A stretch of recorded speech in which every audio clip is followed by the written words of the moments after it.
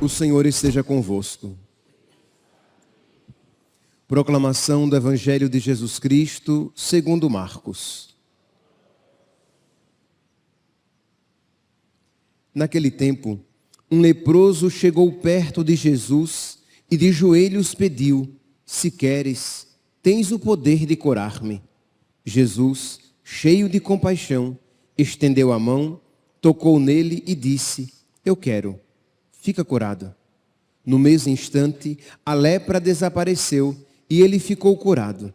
Então Jesus mandou logo embora, falando com firmeza: não contes nada disso a ninguém. Vai, mostra-te ao sacerdote e oferece pela tua purificação o que Moisés ordenou como prova para eles. Ele foi e começou a contar e a divulgar muito o fato. Por isso Jesus não podia mais entrar publicamente numa cidade. Ficava fora, em lugares desertos. E de toda parte vinham procurá-lo. Palavra da salvação.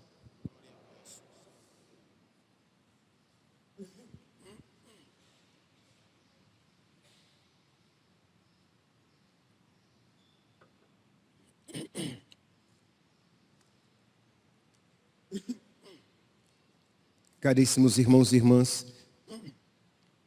a primeira leitura de hoje, retirada do livro do profeta Samuel, continuação do profeta Samuel, que temos ouvido do livro de Samuel, nós vemos uma cena dolorosa. O povo de Deus derrotado, muitos que morrem em combate, e a arca da aliança que é capturada. Diante desse sofrimento, eles começam a se perguntar: como pode isso ter acontecido se a arca, sinal da presença de Deus, estava conosco? Isto é um sofrimento para o qual eles não viam uma explicação imediata, porque eles estavam com a arca do Senhor, com a arca da aliança, que era o sinal da presença de Deus. E aqui, meus santos, está o ensinamento. Vamos aqui fazer uma recapitulação daquilo que nós temos ouvido nos dias anteriores. Lembra que nós estamos num período em que a palavra de Deus era rara e as visões não eram frequentes por causa do pecado do povo, do afastamento do povo. O povo estava longe de Deus. Pois bem, é neste contexto de esfriamento espiritual em que isto acontece. Os filisteus estavam assediando Israel. Acontece o combate, Israel perde. Pois bem, aí vem aqui, no versículo 3º, a pergunta: diante daquela derrota, os anciãos, o povo voltou ao acampamento, e os anciãos de Israel disseram: por que fez o Senhor que hoje fôssemos vencidos pelos filisteus? A pergunta está ok, está correta. Isto é, por que foi que isso aconteceu? Só que a resposta foi inadequada. O que é que eles disseram? Já sei o que devemos fazer. Vamos trazer a arca. Vamos trazer a arca para o combate e aí sim nós vamos vencer. Ninguém pensou: nossa, por que foi que nós perdemos? Será que nós não nos afastamos do nosso Deus?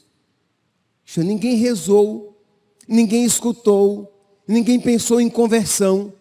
Pensaram no quê? Vamos trazer a arca para o meio de nós. É aquela ideia meio mágica, supersticiosa, de querer instrumentalizar Deus. Vamos trazer Deus e Ele vai resolver. Isto é, eu vou trazer Deus para Ele resolver esse problema pontual. Perdemos, então vamos trazer a arca.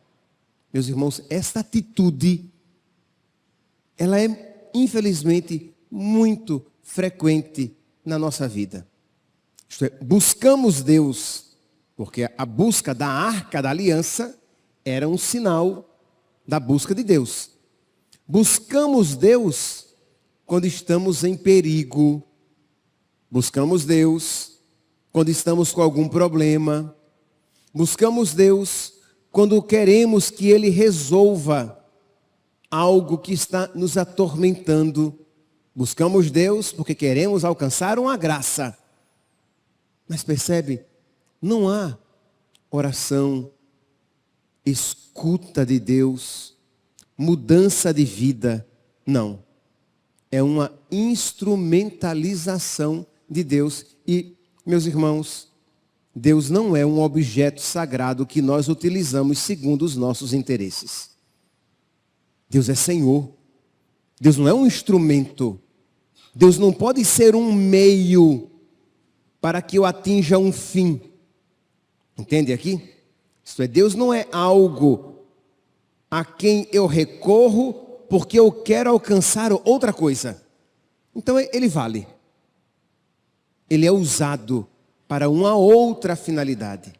Deus deve ser o fim, a finalidade de tudo aquilo que nós fazemos. E não era isso o que estava acontecendo com o povo.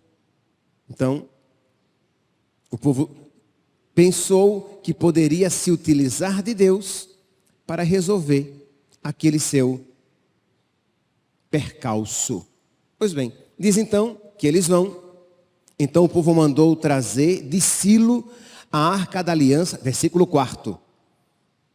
Mandou trazer de Silo a arca da aliança do Senhor Todo-Poderoso, que se senta sobre os querubins. Os 2 filhos de Eli, vocês já conhecem esses 2 filhos de Eli, nós falamos sobre eles ontem. São aqueles que iam e pegavam as melhores partes dos sacrifícios que eram oferecidos, que estavam dando um mau exemplo para o povo, e que Eli reclamou, mas não fez nada, reclamou daquilo que eles estavam fazendo.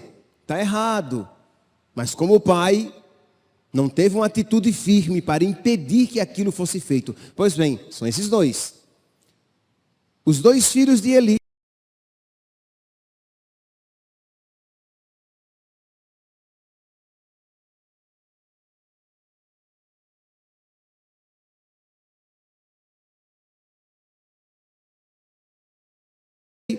Ofne e Finéias, todo Israel rompeu num grande clamor que ressoou por toda a terra. Até os filisteus ficaram com medo. O que é isso? O que aconteceu? É porque a arca chegou. Nossa, como eles estão animados. Eles não estavam assim antes. Mas, meus santos, emoção não é fé. Toda essa agitação não é necessariamente fé. Entusiasmo não é necessariamente fé. O povo estava muito comovido, mas foi um grito que nasceu da ilusão, não da conversão. Isto é, todo aquele alvoroço pela arca, agora sim a gente ganha. Agora sim a gente vence. A arca está no meio de nós. Mas ninguém estava preocupado em se converter. Ninguém estava preocupado em mudar de vida. Mas estava unçado. Estava ungido. Estava animado. E o que foi que aconteceu?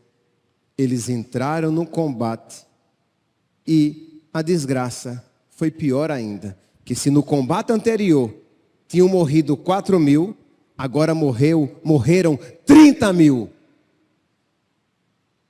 Os filhos de Eli, Ofne e Finéias, morreram e a arca foi capturada. Percebe aqui, meus irmãos, o ensinamento de Deus? Isto é, não basta que nós estejamos cheios de emoção, cheios de comoção, cheios de entusiasmo. Isso não é ainda a fé verdadeira, não é sinal da fé verdadeira. O sinal da fé verdadeira é o quê? É um coração que ama a Deus, e porque ama a Deus, vai se manifestar no amor aos irmãos, na paciência, no perdão, na misericórdia, no serviço, na luta contra os próprios pecados e no esforço de viver a vontade de Deus, observando os seus mandamentos. Isso é amar a Deus. Isso é ter fé em Deus. O resto é firula, é enfeite, é acidente, mas não é manifestação de uma fé verdadeira. Pois bem, Deus esperava daquele povo o quê? Que tivesse uma coerência, não apenas uma manifestação religiosa, porque eles tinham manifestações religiosas, eles tinham atitudes religiosas. O povo de Israel não era um povo avesso, contrário às práticas religiosas. Eles tinham práticas religiosas. E toda a veneração para com a Arca da Aliança era uma delas. Mas se as atitudes religiosas não forem acompanhadas com a coerência de vida de quem tem fé de verdade, aquelas atitudes religiosas são vazias, são ocas, são até desagradáveis a Deus. Nem toda atitude religiosa é sinal de fé. Você pode, por exemplo, você vem à missa muito frequentemente. Que bom, que maravilha. Excelente. Mas este vir à missa é uma expressão de quem está procurando se converter, mudar de vida, vencer os seus pecados. É isso? Muito bem, está correto. Mas se for simplesmente vir à missa e continuar a vida de pecado, de nada lhe valerá. Você carrega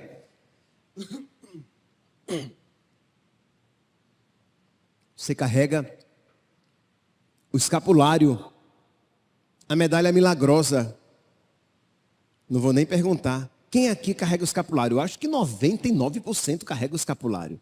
Eu estou com o meu aqui. Quem tem o seu tercinho?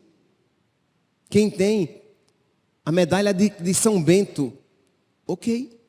Mas se tudo isso não for uma expressão, um desejo e um esforço sinceros de uma mudança de vida, você vai para a casa do capeta com escapulário, medalha milagrosa, medalha de São Bento e terço na mão.